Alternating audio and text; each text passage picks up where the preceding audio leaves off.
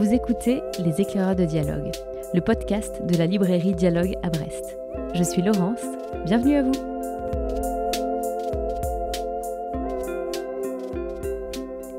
Si je ne les écris pas, les choses ne sont pas allées jusqu'à leur terme. Elles ont été seulement vécues. Cette phrase d'Annie Ernaux, présentée en exergue de son livre Le jeune homme, résonne pour notre invitée du jour, qui pratique elle aussi une écriture de l'intime. Artiste aux multiples facettes, Digli s'exprime par le dessin et les mots, par l'humour et le sérieux, et ne cesse de nous surprendre de livre en livre. Elle est aussi une autrice engagée et une passeuse de livres, et l'entretien à suivre risque fort de vous donner des envies de lecture. Au fil de ce dialogue, où il est question, entre autres, de l'importance des traces, de harcèlement de rue, de poétesses oubliées et d'une retraite en Bretagne, vous entendrez aussi les voix de nos libraires, Nolwenn, Laure et Marine, qui chacune nous parleront d'un livre de Digli. Prêt pour une plongée dans l'univers de Digli ? Les éclaireurs de dialogue, c'est parti !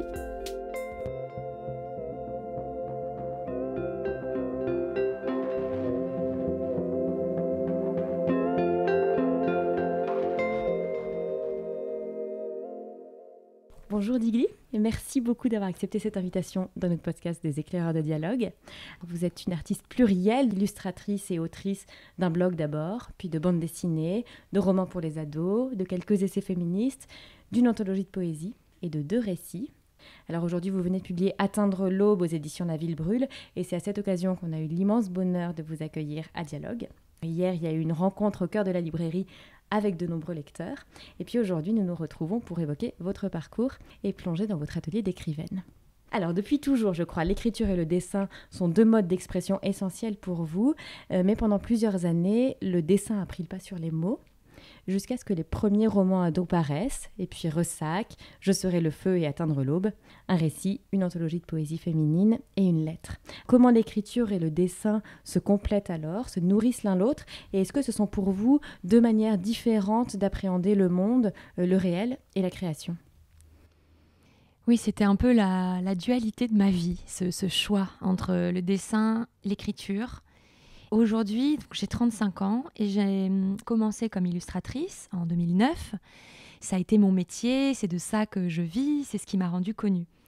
Et de fait, le dessin était le don le plus agréable, le plus facile à exploiter. J'ai toujours dessiné mes amis.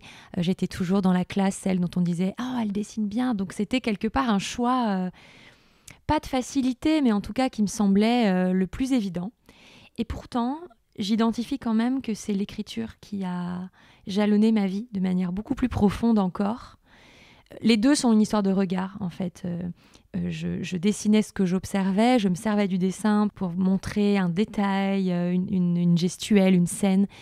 Et finalement, l'écriture a toujours existé, puisque j'ai toujours tenu des journaux, par exemple, depuis que j'ai, je pense, une dizaine d'années. Je m'inscrivais déjà dans cette dynamique étrange qui est de dire vivre des instants de vie ne me suffisent pas, à l'instar de l'ouverture du dernier livre d'Annie Ernaux que je citais hier en rencontre, mais qui répète bien qu'elle a besoin d'écrire sa vie, sinon elle n'a qu'été vécue, comme si l'ultime but était l'écriture. Je me reconnais là-dedans parce que je forçais de constater que tout ce que je vivais me servait de matière et j'avais toujours l'idée en tête d'en faire quelque chose. Alors ça a pris d'abord la forme de bande dessinée ou de petites chroniques sur mon blog, de chroniques intimes écrites et racontées, dessinées. Et aujourd'hui ça prend la forme de récits, mais finalement c'est l'écriture, je crois, qui primait sur tout.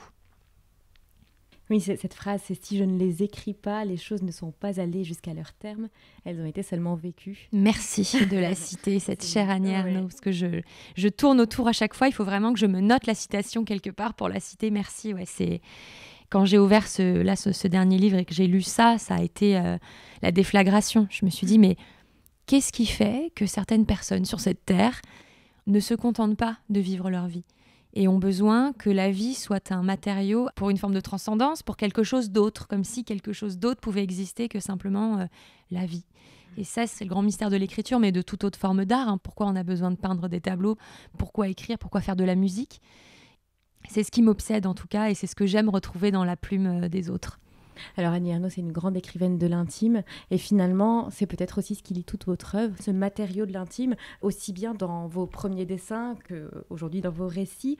Quand on s'attaque à un tel matériau, finalement, quelle distance est-ce qu'on a avec son œuvre et avec la création? Est-ce qu'elle est toujours là, centrale dans votre vie, dans votre quotidien? Tout à fait. Et je parlais de regard tout à l'heure. Et au-delà même de l'intime qui serait mon intime, c'est vrai que j'ai vraiment une fascination pour les vies humaines. Ça, depuis toujours, je ne l'explique pas. Je n'ai pas la clé de cette obsession-là, mais j'ai toujours été intriguée par l'âme humaine. Depuis que j'ai 13 ans, je m'endors sur une émission de radio d'une psychologue qui écoute les problèmes des gens. Et donc j'ai 35 ans. Donc de mes 13 ans à mes 35 ans, j'écoute cette même psychologue tous les soirs. Et donc je m'endors, c'est ce qui révolte mon compagnon, je m'endors sur la vie d'inconnus.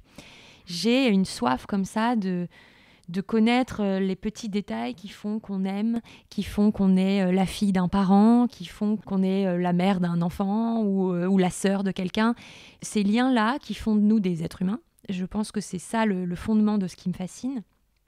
Donc évidemment, plutôt que d'être une sorte de voyeuse qui rentrerait dans les foyers de tout le monde, il était bien plus simple de m'atteler à ma propre vie et de me prendre un peu comme sujet d'étude.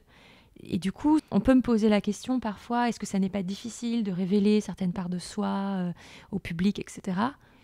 Et en réalité, pas du tout. Mon positionnement serait de me dire, je me prends comme objet d'étude. Et j'avais isolé quelques mots aussi de Beauvoir, dont je suis en train de lire La force des choses, donc le 4e tome de sa biographie, de son autobiographie. Et elle dit « Je m'apparais à mes propres yeux comme un objet, un résultat, sans qu'interviennent dans cette saisie les notions de mérite ou de faute. » Et elle poursuit plus loin « J'ai plus de plaisir à me dépister qu'à me flatter, car mon goût de la vérité l'emporte de loin sur le souci que j'ai de ma figure. » Ça rejoint ce qu'a pu dire Annie Ernaux également, notamment dans des livres comme Se perdre ou L'occupation, où elle apparaît vraiment dans une faiblesse de femme amoureuse, une forme de soumission.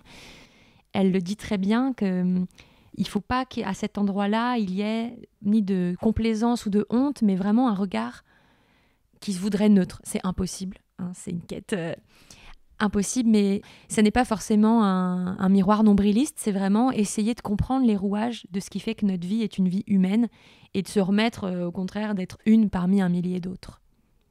Le réel est au centre de votre écriture, ça implique de le saisir, de se fonder sur toutes ces traces, et cette importance des traces, vous l'évoquez dans votre livre Sac. Est-ce que vous accepteriez de nous lire cet extrait ? Oui, bien sûr. J'ai enregistré sur mon iPhone le contenu sonore de cette balade. Collecter des morceaux de quotidien est une autre de mes obsessions. Phobie maladive de la perte, de perdre les traces des autres, de celles et ceux que j'aime et que j'ai aimés, de perdre mes souvenirs et leurs sons, leur odeur. Je porte un parfum inhabituel, jersey, et je sais que dans quelques mois, lorsque je le sentirai de nouveau, je serai immédiatement transportée ici. Ça ne marchera pas longtemps, il ne faut pas abuser de la magie de l'odeur, mais au moins 1 ou 2 fois, 3, si j'ai de la chance, la machine à remonter le temps fonctionnera. Son, odeur, papier, j'archive ma vie. Je raconte mes proches dans mon journal et leur demande parfois une lettre, un dessin, quelque chose de leurs mains. Je les enregistre à leur insu pendant un dîner familial ou une balade en amoureux ou une soirée entre amis. Cette lubie des enregistrements clandestins m'est venue après la mort de mes grands-parents. J'ai tellement regretté de n'avoir pas conservé le son de leur voix que j'ai alors acheté un dictaphone pour recueillir les confessions de ma grand-tante Georgie. Puis les iPhones sont arrivés et c'est devenu encore plus simple. Sur mon téléphone sont à présent compilées des heures de brouhaha joyeux et de cliquetis de couverts, d'échanges rieurs et de vers qui s'entrechoquent. C'est la bande-son de ma vie, que je réécoute parfois émue. Certains enregistrements paraissant banals au moment de la capture deviennent un jour des trésors.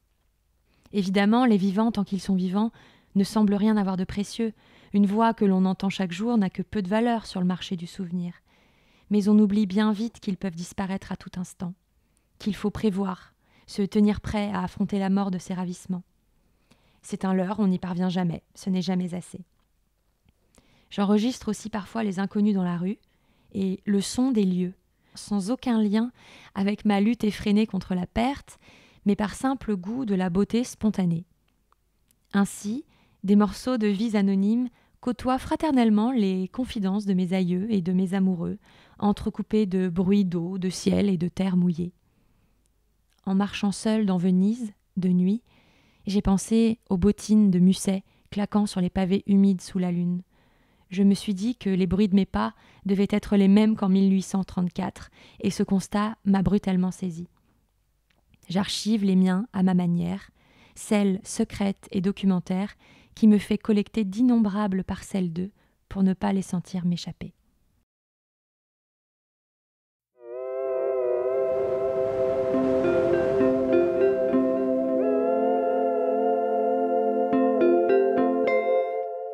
À Dialogue, plusieurs libraires ont découvert l'univers de Digli il y a quelques années et la suivent depuis de livre en livre. Parmi elles, Nolwenn, qui nous parle tout de suite d'Atteindre l'aube. C'est le récit d'un cheminement entamé par Digli, donc, à la mort de sa tante Georgie. Georgie était une enfant des années 30, qui est devenue une femme fantasque, totalement à l'opposé des injonctions imposées par l'époque. C'est-à-dire qu'elle a toujours refusé de se soumettre, de jouer à l'ange du foyer, pour reprendre Virginia Woolf. Elle a toujours refusé le mariage, les enfants, les conventions. Et elle a vécu sa vie en femme libre, toujours avec passion, toujours avec ardeur. C'est du moins ce que Digli a toujours pensé. Mais il arrive parfois que ce soit dans la mort, finalement, qu'on apprenne à connaître ceux qui étaient nos vivants. Elle entreprend alors de remonter une à une les branches de son arbre généalogique, et elle le fait à travers l'histoire des femmes de sa famille. Elle veut découvrir qui était Georgie derrière l'image qu'elle a laissée. Et c'est grâce aux souvenirs enregistrés, à travers les lettres, les journaux aussi qu'elle a retrouvés dans l'appartement de sa tante, que Digli va voir des liens se créer entre elle et les femmes de sa famille. Elle va voir des signes, des synchronicités, des chemins communs vont aussi se révéler. Sommes-nous la somme de nos aïeux ? C'est quelque part la question que se pose l'autrice dans ce récit très intimiste, où à travers les souvenirs des femmes de sa famille, elle interroge également son propre rapport aux hommes, à sa façon de les aimer. Au final, ce deuil s'avère être un cheminement très libérateur, et on peut dire qu'Atteindre l'aube, finalement, c'est passer par le crépuscule, par une nuit noire désertée d'étoiles, pour finalement entrevoir l'aurore et ses couleurs lumineuses. Moi, je l'ai beaucoup aimé. Encore une fois, on retrouve la plume sensible, délicate de Digli. Elle fait de son récit très personnel, très intimiste, comme je le disais, quelque chose de très universel qui parle à toutes et tous. Et le cheminement qu'elle entreprend, finalement, c'est également un cheminement que nous, lectrices, lecteurs, nous faisons aussi en lisant Atteindre l'aube.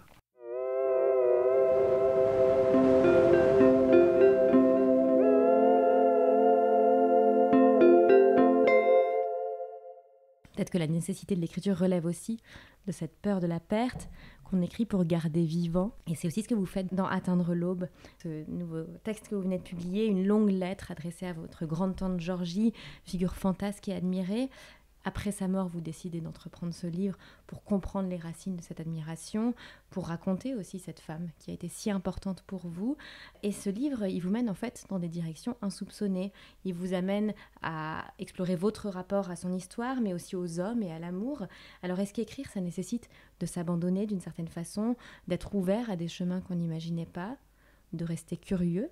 Et comment est-ce qu'on se met dans cette disposition d'esprit ? Quelles conditions le permettent ?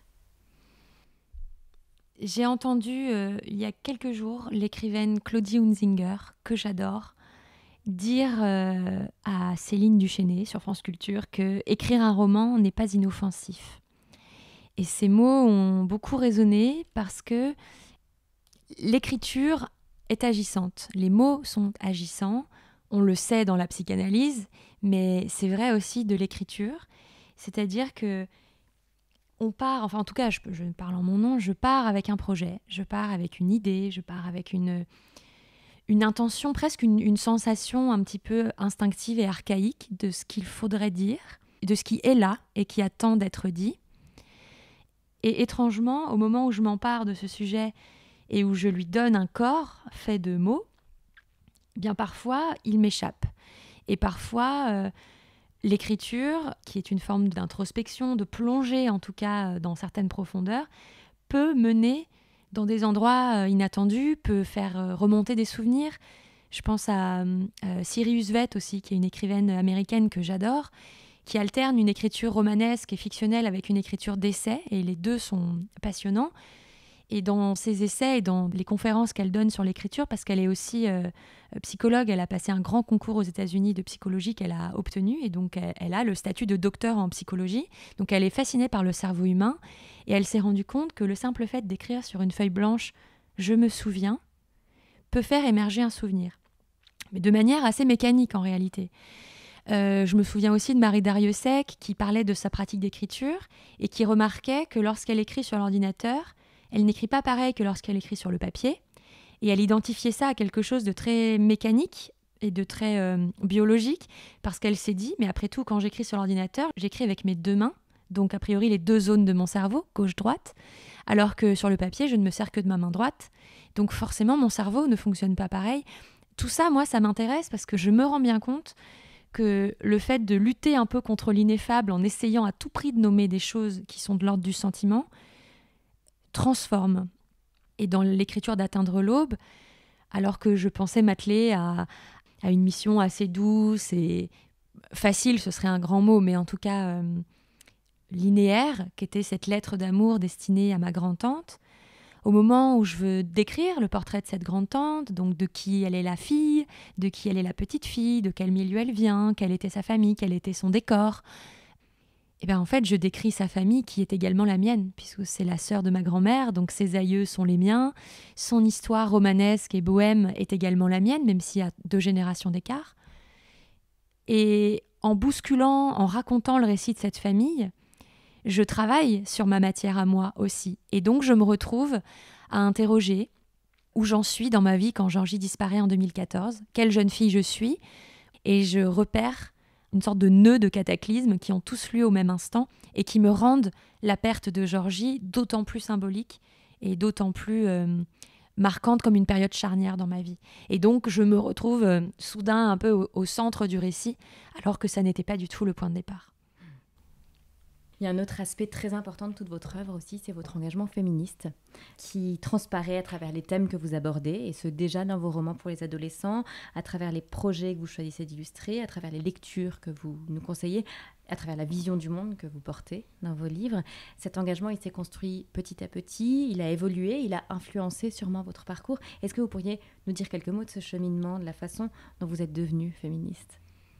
J'ai l'impression que j'ai un parcours très, très partagé. En fait, je suis vraiment la fille de ma génération. Quand je rencontre des jeunes femmes qui ont mon âge, donc on va dire entre 30 et 35 ans, en rencontre, on a vraiment le même parcours. On est des jeunes filles qui avons connu les années 90, qui avons vécu notre adolescence dans les années 2000, avec une sexualisation immense des corps des femmes, des pop stars, un rapport très ambivalent et ambigu à l'émancipation par la sexualité. Et surtout, on a baigné dans une adolescence totalement dénuée de féminisme pour la plupart d'entre nous. Donc ma déconstruction, elle s'est faite à l'instar de beaucoup d'autres, en lisant d'abord des blogs. Ça passait à l'époque par le blog de Mademoiselle, par exemple. C'était mes premières lectures un peu engagées. Le blog de Myriam Mal, une autrice BD qui décryptait le sexisme dans le cinéma, qui avait fait des études de genre et de cinéma et qui continue d'être une fille passionnante par ailleurs. C'est venu par l'expérience, c'est-à-dire que un des premiers discours que j'ai pu tenir sur un sujet féministe, c'était sur le harcèlement de rue. Et c'est venu d'une expérience tout à fait partagée et commune, d'une énième scène de harcèlement dans un métro parce que je portais une jupe courte. Et en fait, je me fais agresser par 3 hommes qui, d'abord, commentent de manière misogyne et sexuelle ma tenue, et qui, lorsque je leur réponds, me menacent de me frapper. Et en fait, ce qui s'est passé à ce moment-là, et je l'avais raconté sur mon blog à l'époque, c'est que les femmes du wagon ont identifié très vite la scène. On était un peu dans les balbutiements de ce terme de harcèlement de rue. Et les femmes se sont levées, en fait, dans le wagon et ont formé un mur autour de moi. Et on est toutes sorties en même temps au même arrêt avec les agresseurs qui, en fait, se sont retrouvés un peu penauds parce que d'un coup, ils se sont trouvés face à une muraille de 10 femmes de tout âge. Et enfin, ça avait quelque chose de très cinématographique comme scène. C'était hyper fort.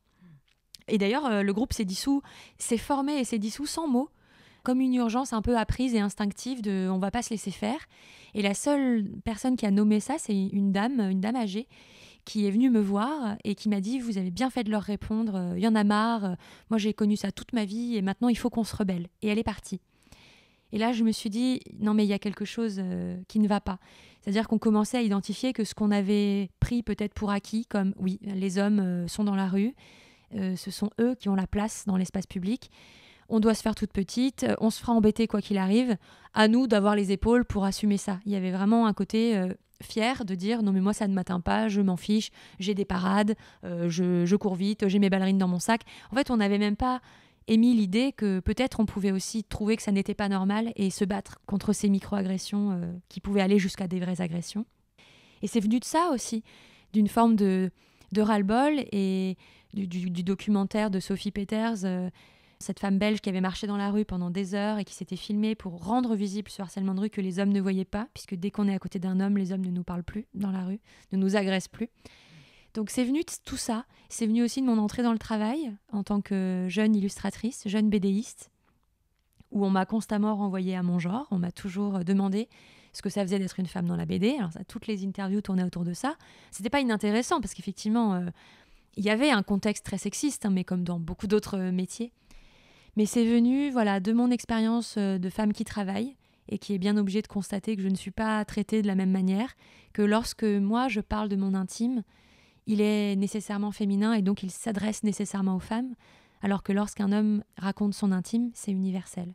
C'est vraiment venu de ce constat-là, comme j'ai un gros problème avec l'injustice, ça a réveillé le dragon. Et là, je me suis dit, j'étais à l'époque assez lue, et je me suis dit, j'ai une forme de tribune offerte, gratuite, une chance en fait de pouvoir parler de ces sujets. Et donc j'ai contredit ma terreur de la politisation et je suis allée sur les sujets du féminisme. Et mon premier livre ouvertement féministe, c'était Libre avec Ovidie. J'illustrais ses propos et c'était hyper rassurant. Ça a été une forme de marraine, ça a été une manière d'entrer ouvertement en féminisme, mais quand même sous le regard de quelqu'un qui avait plus d'ancienneté dans ce sujet-là. Ça m'a ouvert la voie.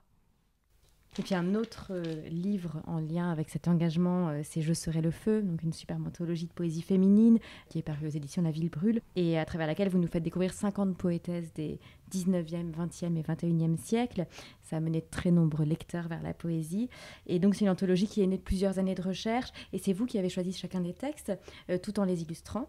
C'est un très beau livre-objet. Merci. Alors, pour illustrer ce travail, est-ce que vous accepteriez peut-être de nous parler d'un poème ou d'une poétesse de votre choix et de nous raconter son chemin jusqu'à vous ? C'est terrible ce que vous me faites là, de devoir en choisir une. Non, mais parce qu'en fait, l'idée de ce livre, elle naît vraiment... on est en 2017, donc c'est vieux déjà. Et ça vient d'un constat terrible... Justement, étant militante féministe et tournée vers l'idée de rendre visible des femmes oubliées dans la littérature, je me rends compte à l'époque que je ne connais pas de poétesse. Je viens de faire une exposition à ce moment-là autour des poèmes d'Éluard que j'ai illustrés. Je suis de retour dans la poésie et je réalise que je n'ai pas en tête d'image en fait, de femmes qui écrivent de la poésie. Et donc, je me suis lancée dans une quête pour en trouver. C'était vraiment pour m'instruire avant tout. Et assez vite, je me suis dit, ce serait génial de les partager parce que je pense que si moi, je n'en connais pas, il y a fort à parier que peu de gens connaissent effectivement des poétesses, mis à part certaines qui pouvaient revenir comme Renée Vivien ou Anna de Noailles ou peut-être Lucie de la rue Mardrus. C'est des noms qu'on pouvait croiser dans des anthologies, mais qui déjà étaient toutes des femmes de la belle époque. Des contemporaines qui écrivent de la poésie, c'était assez dur d'en identifier, encore plus en langue française. Donc voilà, je suis partie un peu... Dans cette quête-là, je suis allée chez des bouquinistes de livres anciens pour trouver de vieilles anthologies, pour m'appuyer sur le travail déjà de poétesses ou de femmes comme Jeannine Moulin, par exemple, qui avait déjà fait ce travail d'anthologie féminine. J'ai trouvé une anthologie féminine datant de 1906. Un homme, en l'occurrence Alphonse Séché, qui déjà déplorait le fait qu'il n'y avait pas assez de poétesses dans les anthologies. Et qui donc s'attelle à faire 2 tomes quand même d'écrits de femmes. En fait, c'était un projet porté par 2 envies fondamentales. La première quand même, celle qui domine, c'était l'envie de ramener les gens vers la poésie. La sensation que la poésie pouvait parler de nos vies et d'une manière beaucoup moins vieillotte, académique et repoussoire qu'on pourrait l'imaginer. C'était la première envie. Et derrière, évidemment, de dire, au fait, il n'y a pas que Baudelaire, Rimbaud, Apollinaire, que j'adore, il y a aussi des femmes. Et donc, il y a aussi Édith Boissonnas, Niki Giovanni, qui je pourrais vous citer, Gérard Douville, Joumana Haddad, Louise Ackermann. Là, je vous mélange tous les siècles. Et c'était de dire que cette écriture de poétesse n'est pas une écriture féminine, que ce qui peut les rassembler, c'est d'avoir subi la misogynie et d'avoir été souvent effacés et d'avoir été essentialisés, mais de fait, leurs poèmes ne se ressemblent pas. Et par contre, ce qu'on peut leur admettre, c'est que certaines, notamment là, je voulais parler d'Édith Boissonnas, qui a écrit un poème qui ouvrait l'un de ses recueils et que j'ai lu sans d'abord connaître le contexte, mais il m'a semblé comprendre. C'est un poème qui concerne une fausse couche, en fait. Et ça, on est sur des sujets qui sont assez absents de la littérature et qui ne pouvaient être que racontés par des personnes ayant vécu cela, comme Annie Ernaux a pu parler d'avortement ou Benoît de Groult. C'est des discours qui manquaient à la littérature et encore plus à la poésie.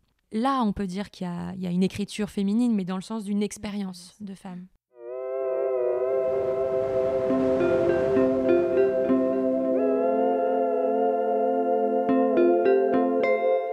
Étendu à mes pieds, multicolore, vivant, indéfinissable et complètement méconnu. Ce que je ne peux nommer encore. Sans doute je ne le reverrai plus. Je réussis à éveiller un soubresaut. Ça ne pouvait être une reconnaissance. Non, je ne rencontrerai jamais aucun défaut. Nul regard, nul membre hésitant à distance. Ce long haricot revêtu de couleurs, lubrique, pourtant discrète tapisserie, gonflé d'une vie, peut-être d'un leurre, donner des signes d'impatience. Je trouvai, enfin pour lui un nom, à peu près, déjà connu depuis longtemps sans doute. Je m'allongeai près de celui qu'on redoute. Laure, libraire au rayon littérature et poésie, vient de nous lire le poème d'Édith Boissonnas évoqué par Digli. Elle nous dit à présent quelques mots de Je serai le feu. Alors le poème que je viens de vous lire figure dans le bel ouvrage que Digli a conçu afin de nous faire découvrir ou redécouvrir 50 poétesses qui lui sont chères. Elles sont ses compagnes, sa famille, qu'elle a à cœur de nous faire connaître à travers son regard, une magnifique porte pour accéder à ces femmes qui célèbrent la poésie tout aussi bien que les hommes, car c'est un fait, ce genre littéraire fut longtemps réservé à la gente masculine. Beaucoup de poétesses furent oubliées. Digli elle-même s'est aperçue qu'elle en connaissait peu, voire pas du tout, alors qu'elle a grandi parmi les poèmes. C'est pourquoi elle est partie à la conquête de ces oubliés dans une frénésie salvatrice, et pour elle et pour nous. Chacune nous est présentée au sein d'une biographie limpide et concise, comportant une touche personnelle qui ajoute du charme à l'ouvrage. Chaque biographie s'ouvre sur un superbe portrait de la poétesse, dessiné avec délicatesse par Digli, et sont suivis par une sélection de poèmes, entre 3 et 5, nous permettant ainsi d'effleurer un univers littéraire, faisant de ce livre une anthologie singulière et sensorielle, un ouvrage à avoir absolument dans sa bibliothèque parce que c'est un livre qui vous accompagne toute une vie. Vous pouvez y revenir, partir à la découverte de nouvelles poétesses. Pour moi aussi, c'est un bel outil pour façonner le rayon de la poésie qu'on a à cœur d'alimenter, nourrir, mettre en avant.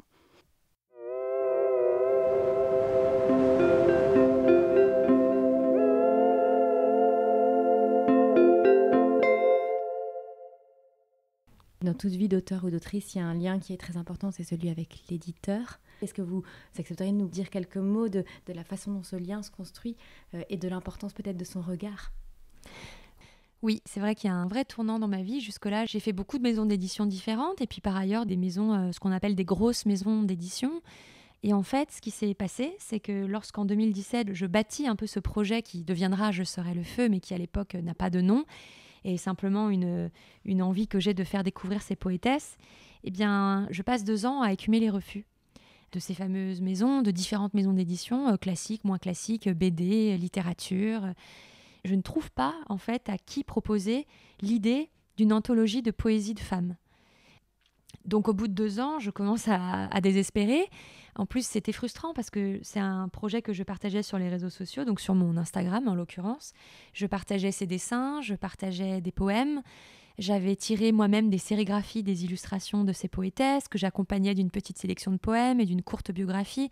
Et ces sérigraphies se vendaient par milliers en quelques secondes. Donc je sentais que les gens étaient friands, avaient envie, avaient faim de ce projet. Et aucun éditeur ne voulait me suivre. Et un jour, cette fameuse Myrion Mal, qui est une amie, me dit « Mais je peux te donner le contact de mon éditrice chez La Ville Brûle, tu verras, elle est très bien, elle est super. » Et c'est comme ça que je rentre en lien avec cette fameuse Marianne. Et je lui propose le projet et en fait, instantanément, elle a compris ce que je voulais en faire. Je pense qu'on a eu la même idée du livre, de ce qu'il devait être, visuellement aussi, parce que vous l'avez souligné et ça me touche beaucoup, mais on voulait faire un beau livre, on voulait un livre avec des textures choisies. Moi, je voulais une couverture toilée. On a choisi un papier écru à l'intérieur. On a un petit marque-page en ruban. Enfin, on a une couverture à dos rond, ce qui se fait quasiment plus. Donc, c'est des tout petits détails, mais c'est vraiment quelqu'un qui est amoureuse du livre aussi. Donc, j'ai commencé par Je serai le feu avec elle. Et quand j'ai écrit Ressac, j'ai pas du tout pensé à lui envoyer mon manuscrit. Je pensais pas qu'elle faisait de la littérature classique, entre gros guillemets. Et finalement, là aussi, après des errances difficiles, beaucoup d'hésitations sur la maison à choisir, Marianne m'a proposé de me relire le texte et de me faire une suggestion, un retour. Elle m'a dit, si mon retour te convient, moi, je peux te suivre dans ce projet.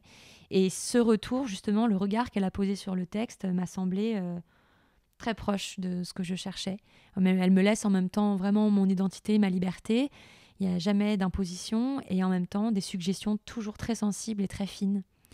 Donc quand j'ai terminé Atteindre l'aube 2 ans plus tard, sans l'avoir fait relire à personne, je l'ai envoyé à Marianne en fin d'année vers Noël en disant « Au fait, j'ai écrit ceci. » Voilà. Et j'ai vraiment remis toute ma confiance en elle. Si elle m'avait dit que c'était maladroit ou que certains passages méritaient d'être enlevés, je lui aurais fait confiance. Je serai le feu, ça paraît en 2021, c'est la même année que Ressac. Et en fait, c'est un tournant, je crois, pour vous, parce que c'est la première fois que vous quittez l'humour et le second degré. Qu'est-ce qui vous a permis de passer le pas, de vous mettre à nu, d'une certaine manière ? C'est vrai que oui, jusque-là, le choix que j'avais fait pour m'exprimer était celui de l'humour, qui est un masque qui protège beaucoup. C'est très agréable d'être derrière l'humour, puisque en s'attaquant soi-même, on se sent inattaquable. Pendant très longtemps, j'avais peur que sans cet humour, je sois ridicule ou un peu pompeuse. C'est difficile d'oser aller vers le sérieux, en fait. Donc je pense que c'est venu avec l'âge, le grand âge. Il y a eu un moment où j'en ai eu marre de rire de moi aussi. Je crois que l'axe que j'avais choisi était la moquerie. Et un jour, j'ai vu ce spectacle fabuleux de Nanette sur Netflix, cette humoriste américaine qui disait qu'elle voulait quitter le stand-up parce qu'elle en avait marre en fait d'avoir bâti sa carrière sur l'autodétestation. Ça m'avait quand même fait réfléchir. Et alors, ça s'est pas du tout fait de manière conscientisée comme ça, mais c'est plutôt que dans le cadre Ressac, le récit s'est imposé à moi. Où finalement, je suis partie m'isoler dans une abbaye bretonne en février 2020. Avant que ne tombe la triste annonce du confinement et du Covid, il y avait encore un petit espoir que tout ça reste aux frontières de la Chine. C'était très naïf. Et je suis partie me reclure dans les murs d'une abbaye centenaire. Et finalement, 2 jours avant mon départ, un accident très grave a lieu dans ma famille. Et donc, je pars avec un peu le drame sur mes épaules de cet accident. Et je me mets à écrire sur tout ça et sur les ressorts de pourquoi cet accident arrive à ce moment-là et pourquoi il est si anxiogène pour moi. Et à parler de mon beau-père que j'aime beaucoup, à qui l'accident est arrivé. Donc finalement, j'avais aussi beaucoup écrit de textes dont je n'ai rien fait, mais j'avais commencé une pratique d'écriture plus nue, sans savoir si ça prendrait une forme. Et c'est vraiment par le biais de cette retraite, de cette excursion un peu en réclusion et de cet accident que la porte s'est ouverte et que je me suis engouffrée.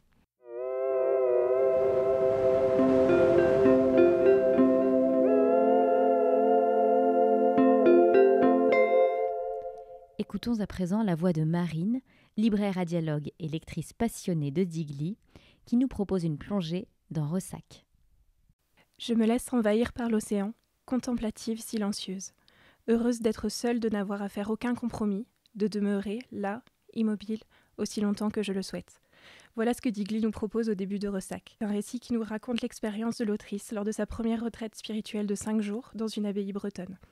C'est loin de l'agitation des grandes villes que Digli nous partage ses ressentis sur le fait de se retrouver seule avec ses pensées pour faire le point. Ce roman a ce quelque chose de mystique qui charme avec ses coïncidences et ses vastes paysages solitaires qui nous aident à respirer. C'est une sublime parenthèse qui nous invite à prendre le temps pour nous et pour les autres, pour une vie plus qualitative en tout cas, recentrée sur ce qui compte vraiment. Ressac est une ode à la contemplation qui m'a permis de poser un regard neuf sur ces paysages qui nous rythment le quotidien. J'ai aimé cette dimension multigénérationnelle de femme aimante, indépendante, féministe et engagée. Et j'ai adoré cette invitation à mieux se connaître lorsqu'elle écrit au début de son roman. Je ressentais physiquement la douleur, la sensation de solitude et de détresse. Cette terreur viscérale d'être seule qui nous fait réclamer un autre pour nous empêcher de sombrer. J'aspire aujourd'hui à devenir cet autre pour moi-même. Je veux être celle sur laquelle m'appuyer quand je coule. Ressac est ce texte généreux et plein de poésie que vous adorerez offrir en grand format chez La Ville Brûle ou embarquer avec vous partout en poche chez Point. En fait, Digli, la première fois, je l'ai découverte via son blog, via ses titres en jeunesse, le journal de Cléopâtre, puis avec son travail avec Ovidie dans tous ses textes féministes, et via Ressac, donc il y a 2-3 ans, Atteindre l'eau et Je serai le feu en poésie. La découverte de Ressac, ça m'a fait voir un tout autre côté de l'univers de Digli, c'est-à-dire un moment de partage, quelque chose de très intime dans lequel elle se livre beaucoup et dans lesquels j'ai retrouvé écho dans des questions très intimes que je me posais, et je pense que c'est un texte qui peut trouver écho dans beaucoup de personnes.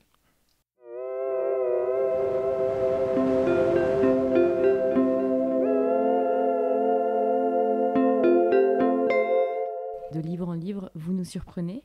Vous nous donnez très envie de vous suivre. Comment est-ce que votre œuvre se dessine alors ? Est-ce que vous sauriez dire ce qui vous guide ? Est-ce que ce serait tout simplement une façon d'être au monde, de peut-être pas trop se projeter, d'accepter l'inattendu ? Non, je pense que je suis quand même quelqu'un qui regarde beaucoup le passé. J'ai la sensation d'avoir un regard assez curieux et en tout cas de décortiquer beaucoup ce qui m'a précédé. Et puis surtout, je pense que ce qui unit tout mon travail, on en a parlé au début, mais c'est le souci de laisser une trace et de ne pas perdre. C'est ce combat quotidien, permanent et illusoire de conserver ce qui est voué à disparaître. Et je crois que l'écriture, avant tout, c'est quand même une trace laissée. Et l'idée que, notamment pour ces poétesses dont Je serai le feu, l'idée qu'elles soient dans un livre et non plus sur mes réseaux sociaux, et que peut-être, à l'instar de moi, il y a 3-4 ans, peut-être une jeune femme d'ici 50, 100 ans, chez un bouquiniste, trouvera un vieil exemplaire de Je serai le feu, un peu limé aux pages froissées, et se dira « Tiens, une anthologie féminine, mais quelle drôle d'idée !» Et hop, le cycle sera relancé. Tout comme par ailleurs, moi je collectionne les livres anciens et j'ai vraiment cet attachement au papier et aux traces que les humains laissent de leur passage. Et puis ceux qui vous guident ou celles qui vous guident, ce sont peut-être aussi vos nombreuses lectures, tous ces livres qui vous entourent, qui sont si importants pour vous et que vous partagez si bien. Alors pour terminer, est-ce que vous accepteriez peut-être de nous livrer quelques conseils de lecture ? Là aussi, c'est toujours un drame d'avoir à choisir. Cette année, j'ai lu beaucoup de choses autour de l'écriture du vivant, du lien à la nature, un peu de nature writing, comme on pourrait dire. Et j'ai cité Claudie Hunzinger et vraiment je continue de la conseiller, j'aime absolument tout ce qu'elle a écrit, mais vraiment je pense que Les Grands Cerfs est un texte extraordinaire que j'ai fait lire à tout le monde autour de moi et qui est un vrai éveil de sensibilisation à la manière qu'on a de traiter le vivant. Je pense que c'est une manière littéraire et accessible d'arriver sur ces questions. J'ai lu un très beau recueil aussi de poésie qui s'appelle Mon corps de ferme d'Aurélie Olivier, extraordinaire sur l'industrialisation des animaux et le rapport à l'agriculture et en même temps le rapport au corps, au féminisme. C'est quelqu'un qui a grandi dans une ferme en Bretagne et qui s'est extraite de ce monde agricole et qui est vraiment entre deux mondes, c'est-à-dire qu'elle n'est pas dans le monde capitaliste, elle rejette le monde capitaliste et en même temps elle rejette aussi l'industrialisation massive du bétail et l'agroalimentaire à des échelles énorme. Donc c'est un très très très très beau texte. Et une jeune autrice aussi que j'ai découverte, Sarah Baum, qui a écrit Lignes de fuite. C'est un texte très intime autour d'une jeune femme qui a terminé ses études d'art et qui, à la suite on n'identifie pas bien, probablement une rupture amoureuse, tombe en dépression et se met à fuir dans les petites collines irlandaises, dans la vieille maison de sa grand-mère qui vient de mourir. Et elle vit dans cette petite maison décrépite, moisie et solitaire. Et elle essaye d'installer une routine quotidienne. Elle va faire du vélo dans les collines. Elle essaie de trouver ses marques avec les oiseaux, le petit jardin et le vieux monsieur qui vit à côté. pour tenter de se raccrocher aux petites joies et à la vie, elle qui est en dépression. Et par ailleurs, il y a plein de petits inserts qui concernent l'art. À chaque émotion qu'elle traverse, elle essaie de trouver une œuvre d'art qui correspondrait à cette émotion. Et elle est triste parce que maintenant qu'elle n'est plus étudiante, elle ne peut plus se servir de ce savoir. Donc c'est un étrange mélange, une écriture très belle. Je crois que c'est son premier roman. Et voilà, ça m'a beaucoup marqué. Merci beaucoup. Avec plaisir, merci à toi.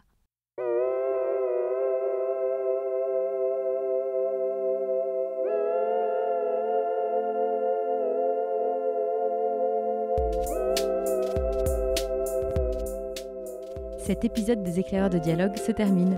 Un grand merci à Digli, Marine, Nolwenn et Laure, et à vous de nous avoir suivis. Si, à l'issue de l'écoute de cet entretien, vous vous demandez quel est le nom de cette émission que Digli écoute tous les soirs depuis plus de 20 ans, ou que vous souhaitez retrouver les titres des livres qu'elle a cités, je place toutes ces informations en description de cet épisode.